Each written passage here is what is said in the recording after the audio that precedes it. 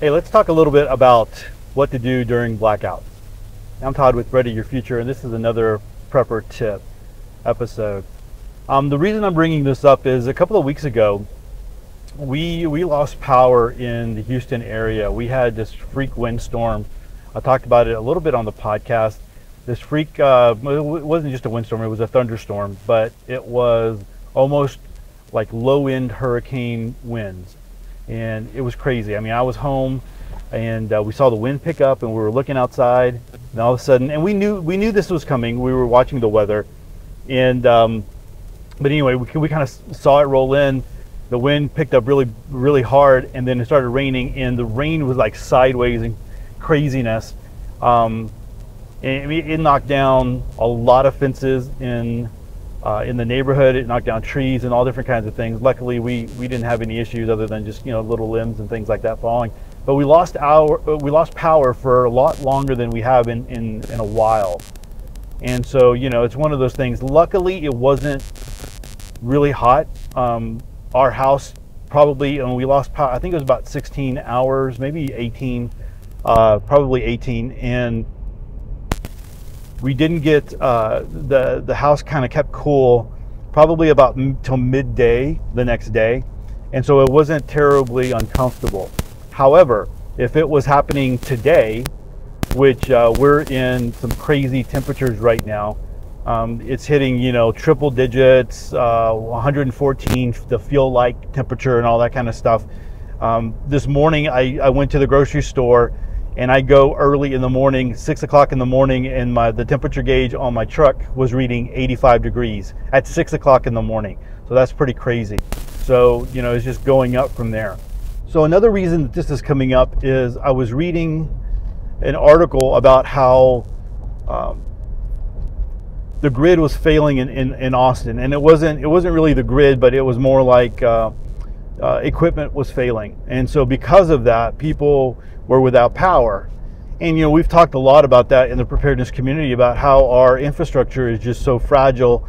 There really hasn't been a lot of money put into that new equipment. It's like, let's keep it going. What do we need to do to keep putting band-aids over things to keep it going? So they are the experts, the quote-unquote experts, are saying that we're going to have a pretty hot summer, at least here, and I know that they're saying that for Texas, and so I don't know what the rest of the country is like, but no matter where you are, you can experience blackouts for any amount of time. So I just wanted to give you a couple of tips, things that we've done in the past and things that you can do as well. And the first thing is this. Emergencies don't always happen during the day when it's convenient. So let's say you have a blackout in the middle of the night, and your kids are crying for you, or you need to get up and you need to check things. It's very convenient to have a flashlight by your bedside, and one where you just know where it's at, where you can grab it. I know a lot of people have their cell phones and things like that, but it's really nice to have a really convenient flashlight, one of those high-powered ones that you can turn on and it lights up the whole room, right? So that's first of all. Now, if it happens during the day and you don't need your flashlights, that's fine. I have mine strategically. I have a lot of, if you came over to my house and you looked at my mantle, I mean, they're behind things, so you wouldn't see it unless you were noticing it. But I have flashlights up on the top. I have little lanterns that you kind of pull up on the bottom. And so everybody knows where they're at. So if they're having to feel around, or they're using their phones to get to it, all the kids or whatever, they know where everything is at. So that's the first thing, is have lights available to you really close by so that you can get to it. And then you want to get to your blackout kit. And that's the thing. You want to get to your blackout kit where you have all your other lights and you have your backups and you have all that kind of stuff that you need. The other thing is you want to have alerts set on your phone. And so, for instance, we can get CenterPoint Energy is what manages the power down here in Texas, or at least where I live. And so you can sign up for alerts where they send you a text message. Now, I'll tell you, or a text message or a phone call with an automated voicemail. Well, this last time that kind of failed, and so I was a little like, hey, what's going on? Why aren't they updating us on what's going on? One of the things that I heard that was a little concerning was somebody in the neighborhood, because I was checking the Facebook neighborhood group page. Someone said that a power line was down behind their fence, and they had said that someone came out to look at it, and they said, oh yeah, this probably will be a couple of days before this gets repaired. And so we're like, man, we don't want to be without power for a couple of days, but okay, whatever happens, we're prepared for it no matter what. It didn't take a couple of days, but I thought maybe that and also not getting the alerts were probably part of the deal why we weren't getting it. They didn't know what was going on, and that might have been true to a point. Another thing that at least CenterPoint has down here is an outage tracker. And so if you Google like CenterPoint outage tracker, they will tell you where you're at, and you can even put your address in there, and you can dial down to your address. When this was going down, there was over 200,000 people in Houston, because it gives you the big map of Houston, and then you can dial down from there. That were out, like 202,000 people were out of power. And then of course it quickly started coming on, and then our area, because I think our area was hit the hardest, it took a lot longer for that to come on. So you want to get alerts, you want to know where to go on your phone, maybe bookmark it on your phone, know where to go so you can get quick alerts of what's going on and when the power is going to come on. Because if the power is going to come on in 2 hours, and a lot of the times what I've found is they give you a time and then it comes on before that. If the power is going to come on in 2 hours, you really don't want to get out everything, 2 or 3, 4 hours. You really don't want to get out everything. You don't want to get the generator out. You don't want to do all that kind of stuff, because, it's not going to be worth it. But if it's going to be a lot longer, well, then you want to be able to get to everything, especially if it's starting to get dark and you want to be able to see in the light and all that kind of junk. So get alerts. That's the thing. Another thing is you want to unplug sensitive equipment, electronic equipment, because sometimes, and we've had this happen to us, the power will surge when it's coming on. It'll pop on, pop off, pop on, pop off.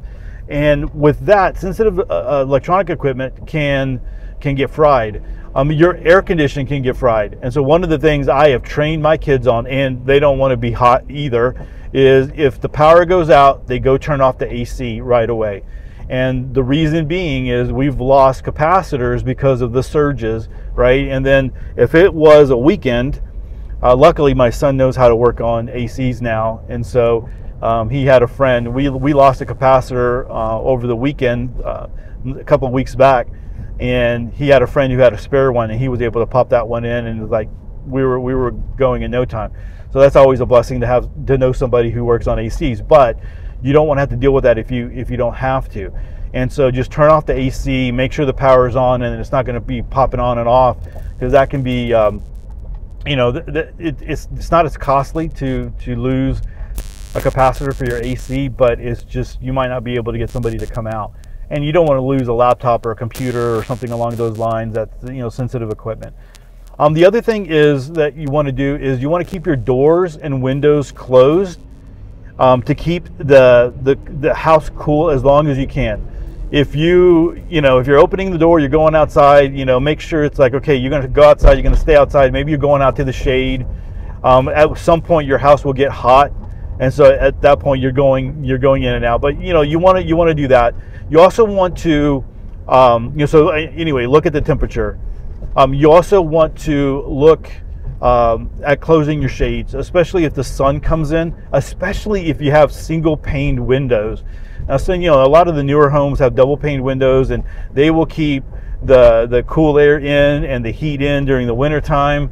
But if you have the single pane windows, it can be really, really bad. You can lose a lot of air, or the heat can come in through those windows. So if you can, close the shades, close the blinds, and try to minimize that as much as possible.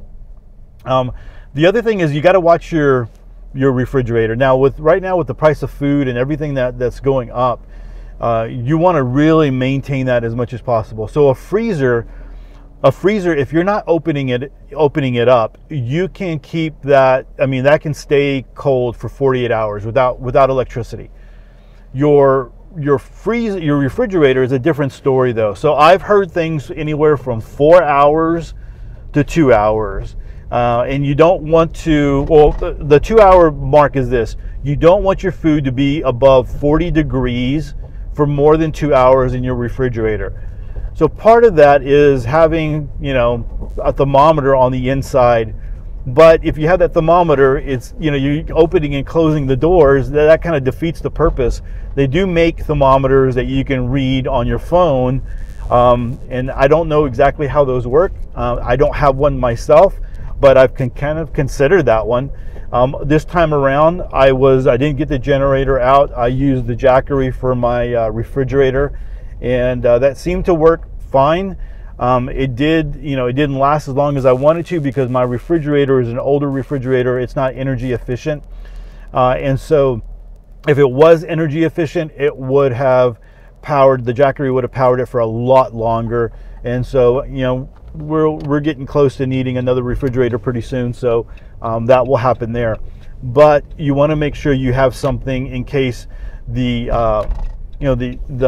blackout goes a little longer, the power stays out a little longer than what you're willing to have in your refrigerator. And things are so expensive, you don't want to just lose that.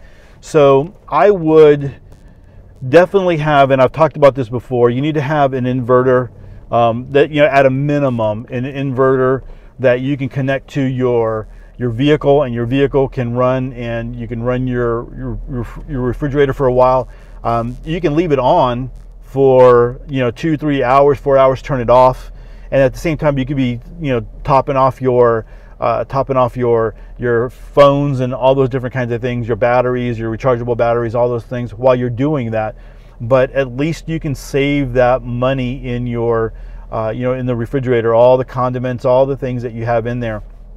Then if not, a Jackery, I like Jackery, or I have an EcoFlow as well, and so I can throw those on.